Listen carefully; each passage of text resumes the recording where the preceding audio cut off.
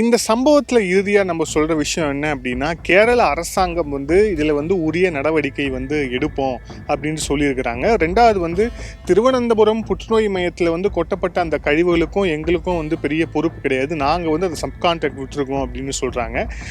கேரளால கணக்கின்படி பார்த்தோன்னா ஒரு நாளைக்கு 70 டன் மெடிக்கல் வேஸ்ட் உற்பத்தி ஆகுது. ஆனால் அதை ப்ராசஸ் பண்ணக்கூடிய அவங்களுடைய கெப்பாசிட்டிங்கிறது வெறும் 16 டன் தான். ஸோ மீதி இருக்க குப்பைகளை அவங்க என்ன பண்ணுறாங்க அப்படிங்கிறது தான் முக்கியமான கேள்வியே.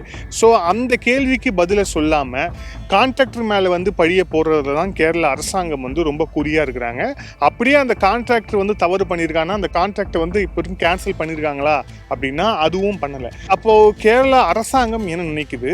கேரள அரசாங்கம் தமிழகத்தை இந்த மாதிரியான விஷயங்களுக்கு தொடர்ச்சியாக பயன்படுத்தணுங்கிறது அவங்களுக்கு ஒரு திட்டமாக இருக்கா அப்படிங்கிற ஒரு கேள்வியும் இருக்குது. இது தொடர்பாக 2 மாநில அரசுகளும் சேர்ந்து ஒரு ஒருங்கிணைப்பு குழு போட்டு அவங்க விசாரணை நடத்தி அதன் அடிப்படையில் வெளியிடப்பட்ட ஒரு அறிக்கையில் இதற்கான தீர்வை காணணும் அப்படிங்கிறதும் ஒரு கோரிக்கையாக இருக்குது.